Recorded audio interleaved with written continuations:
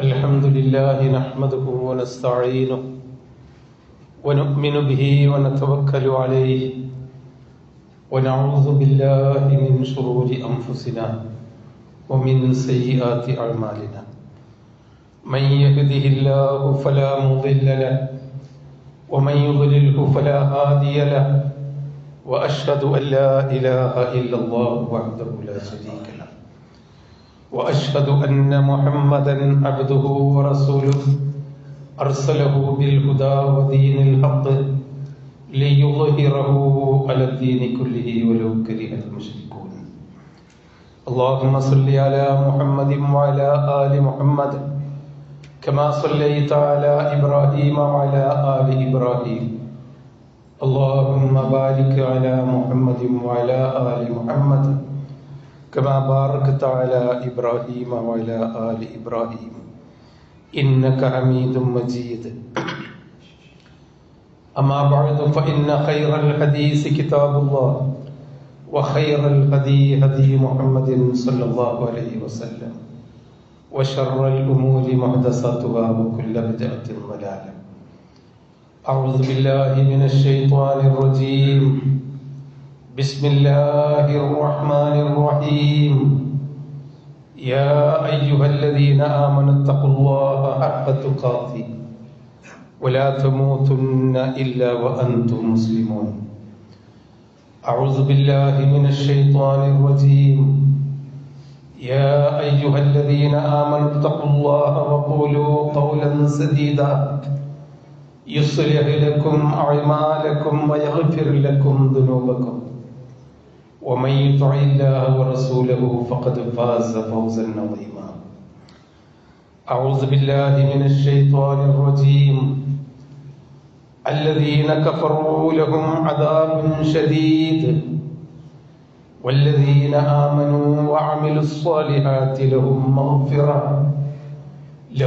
مغفرة وأجر كبير.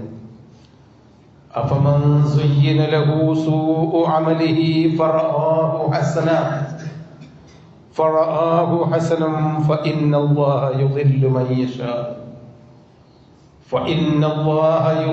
من يشاء ويهدي من يشاء فلا تذهب نفسك عليهم حسرات إن الله عليم بما يصنعون.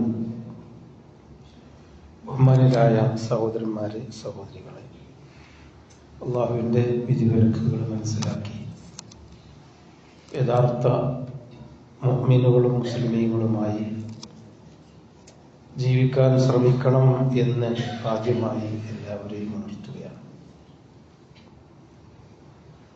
ഒരു ലക്ഷ്യം നേടണമെങ്കിൽ കുറേയൊക്കെ മുന്നും പിന്നും തിരിഞ്ഞ് ശ്രദ്ധിച്ചു നോക്കി കുറച്ചൊക്കെ നമ്മൾ അധ്വാനിക്കുകയും പ്രവർത്തിക്കുകയും ചെയ്യേണ്ടതുണ്ട്. അതുതന്നെയാണ് പരലോക ലക്ഷ്യം നേടാനും. ജീവിക്കുന്ന പോക്ക് പോയാൽ പോരാ, തിരുത്തുകയും വീണ്ടെടുക്കുകയും ചെയ്യേണ്ടതുണ്ടെങ്കിൽ നാം അതിനെപ്പറ്റി ശ്രദ്ധിക്കുക തന്നെ വേണം. ഭൗതികമായ ജീവിതത്തിൽ ലക്ഷ്യം നേടാൻ നമ്മുടെ ബുദ്ധി മതി, അല്ലെങ്കിൽ നല്ല സമ്പത്തുണ്ടായാൽ മതി നമ്മൾ വിചാരിക്കുന്ന ലക്ഷ്യത്തിലേക്ക് എത്താൻ, അല്ലെങ്കിൽ മറ്റു തരത്തിലുള്ള ഭൗതികമായ നേട്ടങ്ങളും ആളും അർത്ഥവും സ്വാധീനവും ഉണ്ടായാലും ഭൗതികമായ ലക്ഷ്യങ്ങൾ നേടാം. ഇതുകൊണ്ടൊന്നും പരലോകത്ത് നമ്മൾ അള്ളാഹുവിൻ്റെ സ്വർഗത്തിലേക്ക് എത്തിപ്പെടുകയില്ല. സമ്പത്ത് സ്വർഗത്തിലെത്താനുള്ള ഒരു മാർഗമാണ് ദാനധർമ്മങ്ങൾ ചെയ്താൽ. നമ്മുടെ ബുദ്ധിയും കഴിവും ഒക്കെ അത് ശരിയായ മാർഗത്തിൽ ഉപയോഗപ്പെടുത്തിയാൽ അത് സ്വർഗത്തിലെത്താനുള്ള മാർഗമാണ്. പരിശുദ്ധ ഖുർആൻ പഠിപ്പിച്ചത് യാ അയ്യുഹല്ലദീന ആമനു തഖുല്ലാഹ വബ്തഗൂ ഇലൈഹിൽ വസീല വജാഹിദു ഫീ സബീലിഹി ലഅല്ലകും തുഫ്ലിഹൂൻ. വിശ്വാസികളെ, ഒന്ന് സൂക്ഷ്മതയോടെ ജീവിക്കണം. തഖ്വ കേട്ട് മടുത്ത ഇത്തഖുള്ള ഒരു പദമാണെങ്കിലും ഒരു ജാഗ്രതയോടുകൂടി സൂക്ഷ്മതയോടുകൂടി തിരിഞ്ഞും മറിഞ്ഞും മുന്നും പിന്നും ശരിയോ തെറ്റോ പാടുണ്ടോ ഇല്ലേ എന്നൊക്കെ നോക്കിക്കൊണ്ട് ജീവിക്കണം. ഒന്നാമത്തെ ലഅല്ലക്കും തുഫ്ലിഹൂൻ, വിജയം കിട്ടണമെങ്കിൽ ഒന്ന് ഈ ഒരു സൂക്ഷ്മതാബോധം വേണം. രണ്ടാമത്തെ കാര്യം, സൂക്ഷിച്ച് ജീവിച്ചാൽ മാത്രം പോരാ, വബ്തഗൂ ഇലൈഹിൽ വസീല, അള്ളാഹുവിങ്കലേക്ക് നേരെ ചൊവ്വ എത്തിപ്പെടാനുള്ള മാർഗം ഏതാണെന്ന് നമ്മൾ അന്വേഷിച്ച് കണ്ടുപിടിക്കണം. വജാഹിദു ഫീ സബീലിഹി, മൂന്നാമത്തെ കാര്യം, ആ അള്ളാഹുവിങ്കലേക്ക് എത്തിപ്പെടാനുള്ള മാർഗത്തിൽ നമ്മൾ ജിഹാദ് ചെയ്യണം. ജിഹാദ് എന്ന് പറഞ്ഞാൽ നമ്മുടെ ദേഹേച്ഛകള് അതിനോടെതിരായി, നമ്മുടെ ഇഷ്ടത്തിനെതിരായി പ്രവർത്തിക്കുക, കുറച്ച് അധ്വാനിക്കുക, കുറച്ച് ശ്രമങ്ങൾ നടത്തുക. ജിഹാദിന്റെ പരമമായ ജിഹാദ് എന്ന് പറഞ്ഞാൽ അത് യുദ്ധമാണ്. ദർവത്തു സിനാമിഹി അൽ ജിഹാദ്, ജിഹാദ് ഏറ്റവും ചെറിയത്. ജിഹാദ് എന്ന് പറഞ്ഞാൽ ഒരു ചെറിയ നന്മയെങ്കിലും ആർക്കെങ്കിലും ചെയ്തു കൊടുക്കുക.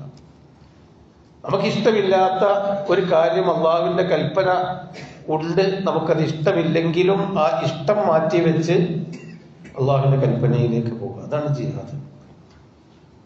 അതിന്റെ ദർവത്തു സിനാം, അതിന്റെ അങ്ങേ അറ്റം എന്ന് പറയുന്നത് അത് യുദ്ധമാണ്. അപ്പൊ ഈ മൂന്ന് കാര്യങ്ങളാണ് ജീവിതത്തിൽ അള്ളാഹു തആല നമ്മളോട് പഠിപ്പിച്ചത്. സൂക്ഷ്മത വേണം, അള്ളാഹുവിന്റെ മാർഗത്തിലേക്ക് എത്താനുള്ള വസീല ഉണ്ടായിരിക്കണം. അൽ വസീല, മനുഷ്യർ ഏറ്റവും കൂടുതൽ തെറ്റിദ്ധരിച്ച കാര്യം വസീലയെ പറ്റിയാണ്. അള്ളാഹുവിന്റെ മാർഗത്തിലേക്ക് എത്താൻ വസീല എന്ന് പറഞ്ഞാൽ ആരെങ്കിലും മഹാന്മാരും സാലിഹീങ്ങളും ഷെയ്ഖുമാരും അവര് വഴി അങ്ങോട്ടെത്താം. അത് നമുക്ക് ഭൗതിക കാര്യത്തിലെത്താം. സർക്കാരിൽ നിന്നൊരു കാര്യം നേടിയെടുക്കാൻ, നമ്മുടെ ഓഫീസുകളിൽ നിന്നൊരു കാര്യം നേടിയെടുക്കാൻ, തിരക്ക് പിടിച്ച സന്ദർഭത്തിൽ ഒരു ഓഫീസിൽ ചെന്ന് പെട്ടെന്നൊന്നും കാര്യം നടക്കൂല, നമുക്ക് പെട്ടെന്ന് കിട്ടണമെങ്കിൽ പരിചയമുള്ള ആരെങ്കിലും വിളിച്ചിട്ട് ഒന്ന് പെട്ടെന്ന് ആ കടലാസ് ഒന്ന് ഒപ്പിട്ട് തരണം, എനിക്ക് നാളെ പോകാനുള്ളതാണ്. ഒക്കെ ഒരു വസീല, അതൊക്കെയാണ് വസീല. ഈ വസീല പരലോകത്തേക്ക് പറ്റുകയില്ല. അൽ അഅ്മാലു സ്വാലിഹാത്ത്, പരലോകത്തേക്കുള്ള വസീല എന്ന് പറയുന്നത് സൽക്കർമ്മങ്ങളാണ്. അപ്പൊ ഒരു പ്രവൃത്തി വസീല, സൽക്കർമ്മങ്ങൾ അള്ളാഹുവിലേക്ക് നമ്മൾ കൊണ്ടുപോകും. ഒരു കാര്യം അമലുസ്വാലിഹാത്ത് സൽക്കർമ്മമാകുന്നത് എപ്പോഴാണ്? നമ്മൾക്ക് വിചാരിക്കുന്നതല്ല സൽക്കർമ്മം. നമ്മളിവിടുന്ന് എല്ലാവരും ജുമാ കഴിഞ്ഞാൽ ഓരോരുത്തരും അവരവരുടെ നന്മ വിചാരിച്ച് ആണ് സ്കൂളിലേക്ക് അങ്ങോട്ട് കയറുന്നവരുണ്ട്, കോട്ടക്കൽ പോകുന്നവരുണ്ട്, വീട്ടിലേക്ക് പോകുന്നവരുണ്ട്, വേറെ തന്റെ തൊഴിൽശാലയിലേക്ക് പോകുന്ന, അതൊക്കെ ഓരോരുത്തരുടെ നന്മ. എനിക്കിപ്പോ പെട്ടെന്ന് തൊഴിൽ അവിടെ എത്തണം, ഓഫീസിലെത്തണം, അല്ലെങ്കിൽ അങ്ങാടിയിലെത്തണം, കട തുറക്കണം. ഇതൊക്കെ നമ്മളുടെ നന്മക്ക് വേണ്ടി നമ്മൾ പ്രവർത്തിക്കുന്നതാണ്. അത് ഭൗതിക കാര്യത്തിൽ. പക്ഷെ അള്ളാഹുവിന്റെ കാര്യത്തിൽ സൽക്കർമ്മങ്ങളാവണമെങ്കിൽ ഒന്ന് അള്ളാഹു പറഞ്ഞതേ ആകണം. ഭൗതിക കാര്യവും ദീനിന്റെ കാര്യവും രണ്ടും വ്യത്യാസപ്പെടുന്നത് അവിടെയാണ്. ദീനിന്റെ കാര്യം നന്നാവുക എന്ന് പറഞ്ഞാൽ നമുക്ക് ബുദ്ധിയും നമ്മുടെ തന്റേടവും നമ്മളെ സൗകര്യവും ആയിക്കഴിഞ്ഞാൽ ഭൗതിക കാര്യം നന്നായി. ആഖിറത്തിന്റെ കാര്യം നന്നാവണമെങ്കിൽ അള്ളാഹുവും റസൂലും പഠിപ്പിച്ചതുപോലെ തന്നെ ആവണം. അത് അതിനേക്കാളും നല്ലത് ഇതല്ലേ? അതിനാണ് ബിദ്അത്ത് എന്ന് പറയാം. ആഖിറത്തിന്റെ കാര്യം നന്നായി കിട്ടാൻ അതിനേക്കാളും നല്ലത് ഇതാണല്ലോ, നമുക്കത് ചെയ്തുകൂടെ? അതാണ് ബിദ്അത്ത്. നബി സല്ലല്ലാഹു അലൈഹി വസല്ലമ തന്റെ ജീവിതത്തിൽ എപ്പോഴും ഒരു ജനങ്ങളോട് സംസാരിക്കുമ്പോൾ തുടങ്ങി വെച്ചത് ഫഇന്ന ഖൈറൽ ഹദീസി കിതാബുല്ലാഹ് വഖൈറൽ ഹദീ ഹദീ മുഹമ്മദിൻ സല്ലല്ലാഹു അലൈഹി വസല്ലം വശർറൽ ഉമൂരി മുഹദസാതുഹാ വകുല്ലു ബിദ്അത്തിൻ ളലാല വകുല്ലു ളലാലത്തിൻ വകുല്ലു മുഹദസത്തിൻ ബിദ്അ വകുല്ലു ബിദ്അത്തിൻ ളലാല വകുല്ലു ളലാലത്തിൻ ഫിന്നാർ. നബി ഇങ്ങനെ ഉപദേശിക്കാതെ വേറെ എന്ത് പറയുകയാണെങ്കിലും, കുടുംബകാര്യം, നാട്ടുകാര്യം, ഭരണപരമായ കാര്യങ്ങളും പറയുകയാണെങ്കിൽ ഇത് പറയാതെ പോകാറുണ്ടായിരുന്നില്ല എന്നാണ് അവിടുത്തെ സംസാരങ്ങളിൽ നിന്ന് മനസ്സിലാകുന്നത്. എന്താണ്? ഫഇന്ന ഖൈറുൽ ഹദീസി കിതാബുല്ലാ, നിങ്ങൾക്ക് പറഞ്ഞു തരാനുള്ള ഏറ്റവും നല്ല വർത്താനം അള്ളാഹിന്റെ കിതാബിലുള്ളതാണ്. അള്ളാഹുവിന്റെ അടുക്കൽ തെറ്റൂല്ല. അപ്പൊ ഏറ്റവും നല്ല മുന്തിയ വർത്തമാനം അള്ളാഹുവിന്റെ കിതാബിലുള്ളതാണ്, അത് നിങ്ങൾ സ്വീകരിക്കണം. ഖൈറുൽ ഹദീ ഹദീ മുഹമ്മദ് സ്വല്ലല്ലാഹു അലൈഹി വസല്ലം, ഏറ്റവും നല്ല മാർഗദർശനം എന്ന് പറയുന്നത് മുഹമ്മദ് നബി പഠിപ്പിച്ച മാർഗദർശനമാണ്. കാരണം മുഹമ്മദ് നബി മനുഷ്യന്റെ ഭൗതിക കാര്യങ്ങൾക്ക് വേണ്ടിയല്ല വന്നത്. നമ്മളെ വീട് എങ്ങനെയാവണം, നമ്മളെ റോഡ് എങ്ങനെയാവണം, നമ്മളെ കച്ചവടം എന്ത് കച്ചവടം നടത്തിയാലാണ് ലാഭകരമാകുക, അത് പറയാനല്ല നബി വന്നത്. നമ്മളെ ആഖിറം എങ്ങനെയാവണം എന്ന് പറയാനാണ് റസൂല് വന്നത്. അതുകൊണ്ട് ആ റസൂല് പറഞ്ഞ മാർഗദർശനമാണ് ആഖിറത്തിലേക്കുള്ള ഏറ്റവും നല്ല ഖൈറുൽ ഹദീ ഹദീ മുഹമ്മദിൻ സ്വല്ലല്ലാഹു അലൈഹി വസല്ലം. വശറുൽ ഉമൂർ, കാര്യങ്ങളിൽ ഏറ്റവും മോശപ്പെട്ടത് മുഹ്ദസാത്തുഹാ, ഈ മതത്തിലില്ലാത്ത കാര്യങ്ങൾ പുതിയതായി ഉണ്ടാക്കി തീർത്തു എന്നതാണ്. പുതിയ വീടുണ്ടായത് മരത്തിലുണ്ടായ വീടല്ല. നമ്മൾ ഈ സ്ട്രക്ചർ ഇങ്ങനെയായത്. പണ്ട് കാലത്ത് പലരും ഓലപ്പരയിലാണ് താമസിച്ചത്, ഇപ്പൊ വലിയ മണിമന്ദിരങ്ങളായി. അത് മതത്തിന്റെ കാര്യമല്ലേ, അത് ദുന്യാവിന്റെ കാര്യം. പക്ഷെ പണ്ട് കാലത്ത് നമ്മൾ സുബൈ നമസ്കരിച്ചിരുന്നു, അത് നമ്മളെ വാപ്പമാരോ അല്ലെങ്കിൽ നൂറ്റാണ്ടുകൾക്ക് മുമ്പ് അള്ളാഹിന്റെ റസൂല് മുതൽ. അതിൽ മാറ്റം വന്നിട്ടില്ല. ദീനിന്റെ കാര്യത്തിൽ മാറ്റം വരില്ല. അതിന് മാറ്റം വന്നാൽ അതാണ് ശർറുൽ ഉമൂർ, ബിദ്അത്ത് എന്ന് പറയുന്നത്. ഓരോ വിഷയത്തിലും ബിദ്അത്ത് വന്നു. ഹിജ്റ വർഷം 99, ഒരു നൂറ്റാണ്ടിന്റെ ശേഷം, ഒരു നൂറ്റാണ്ടോളം ആവുമ്പോഴാണ് ഉമർ ബിൻ അബ്ദുൽ അസീസ് റഹ്മത്തുള്ളാഹി അലൈഹി എന്ന് പറയുന്ന രണ്ടാം ഉമർ എന്ന് പറയുന്ന അദ്ദേഹം ഖിലാഫത്ത് ഏറ്റെടുക്കുന്നത്. അദ്ദേഹം ഖിലാഫത്ത് ഏറ്റെടുത്തിട്ട് ആദ്യമായി അദ്ദേഹം ആ ഖിലാഫത്ത് ഏറ്റെടുത്തപ്പോൾ അദ്ദേഹത്തിനുണ്ടായ വിഷമം എന്താണ്? അദ്ദേഹത്തിന്റെ ഖലീഫയായിട്ട് ജനങ്ങൾ അവരോധിച്ചപ്പോൾ അദ്ദേഹം പള്ളിയുടെ ഒരു മൂലയിലിരുന്ന് കരയുകയായിരുന്നു. എന്താന്ന് പറഞ്ഞാൽ, ഭരണം ഏറ്റെടുക്കാനും ഇസ്ലാമിക സാമ്രാജ്യം നിയന്ത്രിക്കാനുമുള്ള കഴിവ് കുറവല്ല, അതൊക്കെ അദ്ദേഹം ചെറുപ്പകാലം മുതൽ പഠിച്ചിട്ടുണ്ട്. പക്ഷെ മനുഷ്യരെ എങ്ങനെ നന്നാക്കിയെടുക്കും? അദ്ദേഹം പറഞ്ഞത്, ജനങ്ങൾ ബിദ്അത്തിലാണ് ജനിച്ചത്, ബിദ്അത്ത് പഠിച്ചിട്ടാണ് വളർന്നത്, ബിദ്അത്തിൽ തന്നെയാണ് വാർദ്ധക്യം പ്രാപിക്കുന്നത്. ഈ മനുഷ്യന്മാരെ ഖൈറുൽ ഹദീ റസൂലിന്റെ ഹദിയയിലേക്ക് ഞാൻ എങ്ങനെ തിരിച്ചു കൊണ്ടുവരും എന്നാണ് അദ്ദേഹത്തിന്റെ ഭയമുണ്ടായത്. ഈ മനുഷ്യന്മാർ, ഞാൻ ഖലീഫയായിരിക്കുമ്പോൾ ഈ ജനങ്ങളെ ഹിദായത്തിലേക്ക് നേർവഴിക്ക് നയിക്കണമല്ലോ. ഈ ജനങ്ങൾക്ക് അറിയുന്നത്, ദീനിന്റെ കാര്യത്തിൽ അറിയുന്നത് ബിദ്അത്ത് മാത്രമാണ്. സഹോദരങ്ങൾ, 99 ഹിജ്റ 99 1446 ബിദ്അത്തുകൾ സമൂഹത്തിൽ വർദ്ധിച്ചു വരികയാണ്. ഓരോ രംഗത്തും ഇസ്ലാം എങ്ങനെ പഠിപ്പിച്ചു, ഖുർആൻ എങ്ങനെ പഠിപ്പിച്ചു, അതല്ല, പുതിയ പുതിയ ദീനുകൾ, പുതിയ പുതിയ ആരാധനാമുറകൾ. എന്താണ് അതിന്റെ അർത്ഥം? അള്ളാഹും റസൂലും പഠിപ്പിച്ച ആരാധനാമുറകൾക്കപ്പുറം, അത് നിസ്കാരമാവട്ടെ, ഒരു പ്രത്യേക നോൽമ്പാവട്ടെ, അല്ലെങ്കിൽ ഒരു നേർച്ച വഴിപാടുകളാവട്ടെ, അള്ളാഹു റസൂലും പഠിപ്പിക്കാത്ത പുതിയ ഒരു ദീന് പറഞ്ഞാൽ അതിന്റെ അർത്ഥം എന്താണ്? ജിബ്രീൽ അലൈഹിസ്സലാം അത് നബിയെ പഠിപ്പിച്ചിട്ടില്ല, അഥവാ പഠിപ്പിച്ചെങ്കിൽ നബി നമ്മളോട് പറഞ്ഞു തന്നിട്ടില്ല. ബിദ്അത്തിന്റെ അർത്ഥം അതല്ലേ. നമ്മൾ ദീനിൽ ഒരു പുതിയ കാര്യം ഉണ്ടാക്കി, അതിന്റെ അർത്ഥം എന്താ? ഹദീസിൽ കാണുന്നില്ല, ഖുർആനിൽ കാണുന്നില്ല, നബി പറയാത്തതുകൊണ്ടാണ്. അതല്ലെങ്കിലോ ദീന് പൂർണ്ണമല്ല. ഹിജ്റ 9-ാമത്തെ 10-ാമത്തെ കൊല്ലം അവസാനത്തെ ഹജ്ജിൽ നബി സല്ലല്ലാഹു അലൈഹി വസല്ലം പറഞ്ഞത്, അൽ-യൗമ അക്മൽതു ലക്കും ദീനക്കും വഅത്മംതു അലൈക്കും നിഅമതി വറദീതു ലക്കുമുൽ ഇസ്ലാം ദീന. ദീന് പൂർണ്ണമായിട്ടോ, ഞെത്തിയിലുകളൊന്നും ചേർക്കാൻ പോകണ്ട, ഇതിലേക്കൊന്നും കൊണ്ടുവരണ്ട. ഇതിന് ദിക്റുണ്ട്, തസ്ബീഹുണ്ട്, ഇബാദത്തുണ്ട്, നടത്തും ഇരുത്തും സ്വഭാവങ്ങളും ഇടപാടുകളും എല്ലാം ഈ ദീനിലുണ്ട്.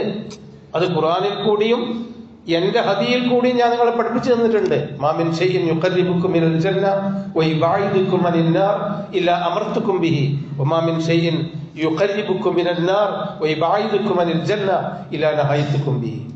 നാളെ പരലോകത്തെത്തുമ്പോൾ നിങ്ങളെ സ്വർഗത്തിലെത്താവുന്ന, നരകത്തിൽ നിന്ന് അകറ്റുന്ന, സ്വർഗത്തിനോട് അടുപ്പിക്കുന്ന സകലം ഞാൻ നിങ്ങളെ പഠിപ്പിച്ചിട്ടുണ്ട്. ദീൻ അത്രയോ ഞാൻ പഠിപ്പിച്ചതേ ഉള്ളൂ. ദീൻ നിങ്ങളെ നരകത്തിലേക്ക് അടുപ്പിക്കുന്ന, സ്വർഗത്തിലേക്ക് നിന്ന് അകറ്റുന്നതൊക്കെ വിരോധിച്ചിട്ടുമുണ്ട്. ബാക്കി നിങ്ങൾ ജീവിക്കുമ്പോൾ പുതിയ പുതിയ സമ്പ്രദായങ്ങൾ, പുതിയ നാഗരികതകള്, പുതിയ ജീവിത രീതികൾ, അതൊക്കെ നിങ്ങൾ സ്വീകരിച്ചോ. ഹലാലും ഹലാലും അടിസ്ഥാനം നോക്കിയിട്ട് പറ്റുമെങ്കിൽ സ്വീകരിച്ചോ, ദീനിന് എതിരല്ലെങ്കിൽ. പക്ഷെ ദീന് ഇത്ര മാത്രമേ ഉള്ളൂ. പക്ഷെ പിൽക്കാലത്ത് എന്തുണ്ടായി? ബിദ്അത്തുകൾ വന്നപ്പോ നബി പഠിപ്പിച്ചത് പോരാ. ദിക്ർ, നബി പഠിപ്പിച്ച ദിക്ർ പോരാ. നബി പഠിപ്പിച്ച പിന്നെ ഇബാദത്ത് പോരാ. നബി പഠിപ്പിച്ച നോമ്പ് പോരാ. നബി സല്ലല്ലാഹു അലൈഹി വസല്ലം പഠിപ്പിച്ച ഓത്ത് പോരാ. അതിനൊക്കെ നബി ഓരോ കാര്യത്തിനും യാ അയ്യുഹല്ലദീന ആമനൂ ലാ തുഖദ്ദിമൂ ബൈന യദൈഹില്ലാഹി വറസൂലിഹി, വിശ്വാസികളെ അള്ളാഹുവിന്റെയും റസൂലിന്റെയും അപ്പുറത്തേക്ക് ഒരു അണുവളവ് പോലും നിങ്ങൾ മുൻകടക്കാൻ പാടില്ല എന്നാണ് ഖുർആൻ പഠിപ്പിക്കുന്നത് സൂറത്തുൽ ഹുജറാത്ത്. അതുകൊണ്ടാണ് മഹാന്മാരായ പണ്ഡിതന്മാർ പറഞ്ഞത്, നബി സല്ലല്ലാഹു അലൈഹി വസല്ലമ എപ്പോഴും ബിദ്അത്തിനെ പറ്റി താക്കീത് നൽകിയിരുന്നത്, ദീനിലുണ്ടാകുന്ന പുതിയ അനാചാരങ്ങളെ താക്കീത് നൽകിയിരുന്നത് എന്താണ്? അത് ഫൗഖൽ കബായിർ, വൻ കുറ്റങ്ങളെക്കാളും മുകളിലാണ് ബിദ്അത്ത്. എന്താ കാരണം? ബിദ്അത്ത് ചെയ്യുന്നവൻ ഒരിക്കലും പശ്ചാത്തപിച്ച് മടങ്ങൂല. മുസ്ലിമായി കഴിഞ്ഞിട്ട് പിന്നെ ഈ നാട്ടാചാരം കുറച്ചിങ്ങനെ കൊല്ലത്തിലൊരിക്കൽ ആണ്ട് കഴിച്ച് വേറെ കുറെ ജാറകത്തിലെ പോയി അവിടെ കുറച്ച് അത് കഴിച്ച് വേറെ കുറെ ഉറുക്കും മന്ത്രമൊക്കെ കെട്ടി പിന്നെ വേറെ എന്തെങ്കിലുമൊക്കെ ആരെങ്കിലും വിളിച്ച് എന്തെങ്കിലുമൊക്കെ കൊടുത്തിട്ട് ദ്വാരിപ്പിച്ച് കാര്യങ്ങൾ അങ്ങോട്ട് ശരിയായി കഴിഞ്ഞാൽ മരിച്ചാൽ എല്ലാവരും കൂടിയിട്ട് ഒരു 70,000 ദിക്റും ചെല്ലിച്ചാൽ എന്റെ ദീന് കഴിഞ്ഞു എന്നൊരു വിശ്വാസമുള്ള ഒരാള് മാറൂല ജീവിതത്തിൽ. 5 നേരം നമസ്കരിക്കാനോ കൃത്യമായി സക്കാത്ത് കൊടുക്കാനോ കൃത്യമായിട്ടുള്ള നോമ്പ് നിർവഹിക്കാനോ അതിനൊന്നും ഓന് വേണ്ടിയില്ല. കാരണം ബിദ്അത്തുകാരൻ തൗബ ചെയ്യാനുള്ള വഴി വന്നില്ല. കാരണം എന്റെ ദീനും പൂർണ്ണമാണ്. എനിക്ക് ഉസ്താദുമാരും നാട്ടുകാരും പറഞ്ഞു തന്ന ദീനാണ് എന്റെ ദീൻ. അതിന്റെ അപ്പുറത്തേക്ക് എനിക്ക് ദീൻ വേണ്ടെന്നാ പറയാ. അതുകൊണ്ടാണ് മഹാന്മാർ തൗബ അന്നഹും ലാ യതൂബൂൻ വഹും യഹ്സബൂന അന്നഹും യുഹ്സിനൂന സുന്ന. ബിദ്അത്തുകാരൻ ഒരു കള്ളുകുടിയനാണ്, അല്ലെങ്കിൽ ഒരു വ്യഭിചാരിയാണ്, അല്ലെങ്കിൽ ഒരു കൊള്ളക്കാരനാണ്. എപ്പോഴെങ്കിലും ഒരു തോന്നലുണ്ടാവും ഇത് ഏതെങ്കിലും ശരിയല്ല, ഒന്ന് മാറണം, ഞാൻ വയസ്സും കാലക്കായി, എനിക്കൊന്ന് മാറിയിട്ട് നന്നായി ജീവിക്കണം. അല്ലെങ്കിൽ അതിനുള്ള ആരോഗ്യമില്ല, കൊള്ള ചെയ്യാനും അടിപിടി ഉണ്ടാക്കാനുള്ള ആരോഗ്യമില്ല, നീ ഞാനൊന്ന് മാറട്ടെ. പക്ഷെ ബിദ്അത്ത് ചെയ്യുന്നവൻ മരണം വരെ, മരണവക്ത്രത്തിൽ പോലും രക്ഷ കിട്ടണമെങ്കിൽ അള്ളാഹുവിനല്ല വിളിക്കുക. എനിക്ക് വേണ്ടി ഒരു മൗലൂദ് എല്ലാവരും കൂടി ഒരു മോദി റാത്തീബ് അല്ലിക്കൂടി, അല്ലെ ഒരു മറ്റേ റാത്തീബ് ഓതിക്കൂടി നിർത്തിയിട്ടുവാത്തു അതേ ഉണ്ടാവുള്ളൂ. കാരണം മരണ സന്ദർഭത്തിൽ പോലും ബിദ്അത്ത് ചെയ്യുന്ന ആളുകൾ ബിദ്അത്തിൽ തന്നെ ജീവിച്ച് തൗബ ചെയ്യാതെ മരിച്ചു പോകും. സഹോദരങ്ങളെ സൂക്ഷിക്കണം. അഫമൻ സുയ്യിന ലഹു, ഖുർആൻ പഠിപ്പിച്ചു, ഇന്ന ശൈത്താന ലക്കും അദുവ്വൻ ഫത്തഖിദൂഹു അദവ്വ. പിശാച് നിങ്ങളുടെ ശത്രുവാണ്. നിങ്ങൾ പിശാചിനെ ശത്രുവായി തന്നെ കാണണം. എന്താ പിശാചിന്റെ പണി? വീടുണ്ടാക്കാൻ വിചാരിച്ചവനോട് വീടുണ്ടാക്കണ്ടെന്ന് പറയലല്ല, കച്ചവടം തുടങ്ങാൻ വിചാരിക്കേണ്ടവനോട് കച്ചവടം തുടങ്ങണ്ടെന്ന് പറയല്ല, പഠിച്ചു വലുതായി ഉയർന്ന സ്ഥാനത്തെത്തുമ്പോൾ അതിന് പിന്തിരിപ്പിക്കല്ല. പക്ഷെ ഇതിൽ കൂടിയൊക്കെ പടച്ചവനെ മറന്നുകൊണ്ട് ചെയ്യരുത് എന്ന് പറയുന്ന ആ ഒരു വിചാരത്തിൽ നിന്ന് നമ്മളെ പിന്തിരിപ്പിക്കലാണ് പിശാച്. അത് ആറാമോ ഹലാലും നോക്കണ്ട, വീടുണ്ടാക്കുന്നു. കച്ചവടത്തിൽ അങ്ങനെ ആറാമോ ഹലാലും നോക്കണ്ട, കുറച്ചൊക്കെ കളവ് പറഞ്ഞാലേ കാര്യം നടക്കുള്ളൂ. അല്ലെങ്കിൽ മനുഷ്യരോടുള്ള ബന്ധത്തില് അതങ്ങനെ ആറാമോ ഹലാലും നോക്കണ്ട. അത് പിശാച് ഇന്ന ശൈത്വാന ലക്കും അദുവ്വൻ, പിശാച് നിങ്ങളുടെ ശത്രുവാണ്. ഫത്തഖിദൂഹു അദുവ്വൻ, ശത്രുവായി തന്നെ കാണണം എന്ന് പറഞ്ഞിട്ടില്ലേ. ഇന്നമാ യദ്ഉ ഹിസ്ബഹു ലിയകൂനു മിൻ അസ്ഹാബിസ് സഈർ. ജനങ്ങൾ നരകത്തിന്റെ ആളുകൾ ആവലാണ് പിശാചിന്റെ ആവശ്യം, അതിലേക്കാണ് അവൻ ക്ഷണിക്കുന്നത്. എന്നിട്ട് ഖുർആൻ പറയുന്നുണ്ട്, അഫമൻ സുയ്യിന ലഹു സൂഉ അമലിഹി ഫറആഹു ഹസന. താൻ ചെയ്യുന്ന പ്രവൃത്തി നല്ലതാണെന്ന് ഒരാൾക്ക് തോന്നി അലങ്കരിക്കപ്പെടുകയും ഫറആഹു ഹസന, അത് നന്നായി അവൻ കാണുകയും ചെയ്യുന്നു. ഞാൻ ചെയ്യേണ്ടത് ഇപ്പൊ ശരിയല്ല, അതിനപ്പുറം ഒരു ശരിയില്ല, അങ്ങനെ നന്നായി കാണുകയും ചെയ്യുന്നവൻ ഫഇന്നല്ലാഹ യുദില്ലു മൻ യശാഉ വയഹ്ദി മൻ യശാഉ. നബിയെ, അള്ള വിചാരിക്കുന്നവരെ ദലാലത്തിലാക്കും, അള്ള വിചാരിക്കുന്നവരെ ഹിദായത്തിലാക്കും. ഫലാ തദ്ഹബു നഫ്സുക അലൈഹിം ഹസറാത്ത്. അവരുടെ കാര്യത്തിൽ നീ പരിഭ്രമിച്ചുകൊണ്ട് നെടുവീർപ്പിട്ട് നടക്കേണ്ട കാര്യമൊന്നുമല്ല. അവർ ചിന്തിച്ചുണ്ടാക്കേണ്ടതാണ് ഞാൻ ഈ ചെയ്യുന്നത് ശരിയോ തെറ്റോ എന്ന്. ഇന്നല്ലാഹ അലീമും ബിമാ യസ്നഊൻ. അവർ ചെയ്യുന്നത് അള്ളാഹു അറിയുന്നുണ്ട്. സഹോദരങ്ങളെ, ബിദ്അത്തുകൾ എല്ലാ നിലക്കും വർദ്ധിച്ച് ദീനല്ല ബിദ്അത്താണ്. ഉദ്ഹിയ്യത്തിന്റെ സമയത്ത് കഴിവുള്ളവൻ ഒരു ബലിയെറുക്കണം, 7 ആള് കൂടിയിട്ടെങ്കിലും ഒരു ബലിയെറുക്കണം. അതിന് ആൾ തയ്യാറില്ലാത്ത ആളുകൾ നേർച്ചക്ക് ബലിയെറുക്കാൻ 1ഉം 2ഉം ഇറക്കാൻ മുന്നോട്ട് വരുന്നു. ഇവിടെയാണ് പ്രശ്നം. പടച്ചോ പറഞ്ഞതിനല്ല ആളുകളുള്ളത്, അള്ളാഹു പറയാത്തതിനാണ് ആളുകളുള്ളത്. 5 നേരം നമസ്കരിക്കാൻ ആളില്ല, എന്നാൽ ഇല്ലാത്ത ബിദ്അത്തുകൾ ചെയ്യാൻ എത്ര നേരം നിന്നാലും അതിനാളുണ്ട്. അതല്ലേ ഇപ്പോഴത്തെ അവസ്ഥ. മഹാനായ ഹൈസമി റളിയല്ലാഹു അൻഹു പറയുന്നുണ്ട്, ഇന്നല്ലാഹ ഹജബ തൗബത അൻ കുല്ലി സാഹിബി ബിദ്അ. ബിദ്അത്തുകാരന്റെ തൗബ പോലും അല്ലാഹു തആല സ്വീകരിക്കുകയില്ല. കാരണം ബിദ്അത്ത് മാറിക്കൊണ്ടിരിക്കുകയാണ്, ദീന് മാറൂല. പണ്ടുള്ള സുബൈയന്നെ എപ്പോഴും ഉള്ളൂ, പണ്ടുള്ള അഖ്ലാഖും ദീനിയാത്തും അമലിയാത്തും എപ്പോഴും ഉള്ളൂ. നമ്മളൊക്കെ വയസ്സന്മാരായ ആളുകൾ അന്ന് പഠിച്ചിരുന്ന ദീനിയാത്ത് അഖ്ലാഖ് അമലിയാത്തിന്റെ അപ്പുറം പുതിയൊരു ദീനിയാത്തും അമലിയാത്തും ഇല്ലല്ലോ. നേരെ മറിച്ച് ബിദ്അത്തുകളാണെങ്കിൽ അതിന് മാറ്റം വന്നിട്ട് എത്രയോ മാറ്റം വന്നു. ശഅബാൻ 15 വരെയാണ് പണ്ടുണ്ടായിരുന്ന കാലത്തുള്ള ശഅബാൻ 15ന്റെ ആഘോഷമല്ല ഇപ്പൊ ഉള്ളത്. ഇനി അത് പെടുന്നാണ്ട് കോഴിക്കോട് ജില്ലയിൽ പോയാൽ, കാസർഗോഡ് ജില്ലയിൽ പോയാൽ, ഇനി കേരളത്തിൽ നിന്ന് വിട്ട് ഇന്ത്യ വിട്ട് ഉത്തരേന്ത്യയിൽ പോയാൽ, അല്ലെങ്കിൽ ഇന്ത്യന്റെ അപ്പുറത്തേക്ക് പോയാൽ ശഅബാൻ 15ന്റെ ആഘോഷങ്ങൾ വ്യത്യസ്തമാണ്, നാടിനും സാഹചര്യത്തിനും അനുസരിച്ച്. എന്നാൽ നബി സല്ലല്ലാഹു അലൈഹി വസല്ലമ സഹാബികളോ ശഅബാൻ 15ന് പ്രത്യേകമായ ഒരു ആഹാരമോ പ്രത്യേകമായ ഒരു നമസ്കാരമോ പ്രത്യേകമായ ഒരു നോമ്പോ പ്രത്യേകമായ ഒരു ദിക്റോ പ്രത്യേകമായ ഒരു ഖുർആൻ പാരായണമോ പഠിപ്പിച്ചിട്ടില്ല. പിന്നെ എങ്ങനെ ഇതുണ്ടായി? പ്രകടനങ്ങൾ നടത്തിക്കൊണ്ട് പിന്നെ പോകുന്നുണ്ട്. ശഅബാൻ 15ന് വലിയ പ്രൊസഷൻ തെരുവുകളിൽ. അപ്പോ ബിദ്അത്തുകളുടെ കാര്യം നമ്മൾ മനസ്സിലാക്കേണ്ടത്, എപ്പോഴും ബിദ്അത്തുകൾ മഹാന്മാർ നിങ്ങൾ നോക്കൂ, നബി സല്ലല്ലാഹു അലൈഹി വസല്ലമയുടെ കാലത്താണല്ലോ ഹിജ്റ 2-ാം കൊല്ലം ബദരീങ്ങൾ മരിച്ചുപോയത്. 10-14 ആളുകൾ ബദരീങ്ങൾ ഷഹീദായി. ആ ഷഹീദായ ബദരീങ്ങളുടെ കണ്ണുനീരിന്റെ മുന്നിൽ ആരും ഒരു നേർച്ച നടത്തിയിട്ടില്ല, ഒരാൾ നടത്തിയിട്ടില്ല. പിന്നെ എത്ര കാലം സഹാബികൾ ജീവിച്ചിരുന്നു? ആ ബദരീങ്ങൾ മരിച്ചിട്ട് 1 കൊല്ലം കഴിഞ്ഞിട്ടില്ല. ഉഹദീങ്ങൾ എന്ന് പറഞ്ഞ ഉഹദ് യുദ്ധത്തിൽ 70 പേര് മരിച്ചു. എന്നാ രണ്ടും കൂടി കൂട്ടി ഒരു നേർച്ച നടത്തി. അതിനുശേഷം ഖന്തഖുണ്ടായി, ഖന്തഖ് യുദ്ധം, ഹുനൈൻ യുദ്ധമുണ്ടായി, തബൂക്ക് യുദ്ധമുണ്ടായി, മുഅത്തത്ത് യുദ്ധമുണ്ടായി. പ്രവാചകൻ സല്ലല്ലാഹു അലൈഹി വസല്ലമയുടെ ജീവിതത്തിൽ അതിദാരുണമായ രക്തപങ്കിലമായ യുദ്ധങ്ങൾ ഉണ്ടായി. ഒരു സഹാബി, ഒരു 100 കൊല്ലം സഹാബിമാർ ജീവിച്ചിട്ടുണ്ട് പ്രവാചകന്റെ ശേഷം. ഒരാൾ പോലും മരിച്ചുപോയ ഒരു ഒരു ഒരു ഷഹീദുകളുടെ പേരിൽ ഒരു ചാരമുണ്ടാക്കുകയോ ഒരു നേർച്ച നടത്തുകയോ ഒരു ബലികർമ്മം നടത്തുകയോ ചെയ്തിട്ടില്ലല്ലോ. പിന്നെന്താ? അവർ മനുഷ്യന്റെ മുമ്പിൽ വെച്ച മഹത്തായ ഒരു ഷഹാദത്തുണ്ട്, ഒരു സാക്ഷ്യം, ദൈവസാക്ഷ്യം എന്ന് പറയുന്ന ഒരു മഹത്തായ ആദർശം.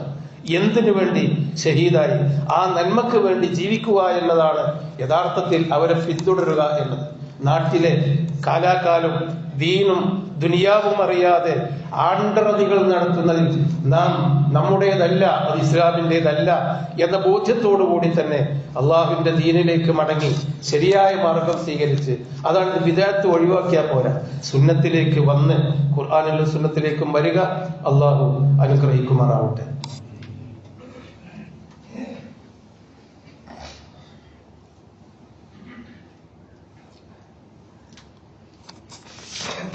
അൽഹംദുലില്ലാഹി റബ്ബിൽ ആലമീൻ വസ്സലാത്തു വസ്സലാമു അലാ റസൂലിഹിൽ അമീൻ വഅലാ ആലിഹി വസഹ്ബിഹി അജ്മഈൻ വഅലാ മൻ ഇത്തബഅഹും ബിഇഹ്സാനിൻ ഇലാ യൗമിദ്ദീൻ. അമ്മാ ബഅദ്. അഊദു ബില്ലാഹി മിനശ് ശൈത്വാനിർ റജീം. ബിസ്മില്ലാഹിർ റഹ്മാനിർ റഹീം. യാ അയ്യുഹല്ലദീന ആമനൂ തഖുല്ലാഹ ഹഖ്ക തുഖാതി വലാ തമൂതുന്ന ഇല്ലാ വഅൻതും മുസ്ലിമൂൻ. സഹോദരങ്ങളെ, ഇമാം മാലിക് റഹ്മത്തുള്ളാഹി അലൈഹി പറഞ്ഞൊരു വചനം ഇതിനോട് ചേർത്ത് നമ്മൾ പഠിക്കണം. അദ്ദേഹം പറഞ്ഞു,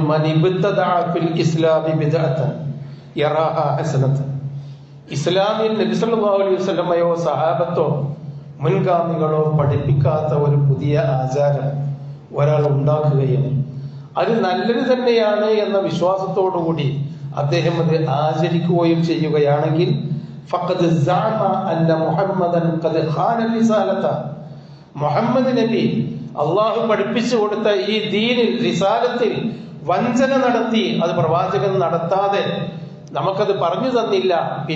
പിന്നീട് ഇവരാ നമുക്ക് ഈ പണി പറഞ്ഞു തന്നത്, നബി പറഞ്ഞു തരാത്തതാണ് എന്ന് പറഞ്ഞ് മുഹമ്മദ് നബി വഞ്ചിച്ചു എന്നാണ് അതിന്റെ അർത്ഥം.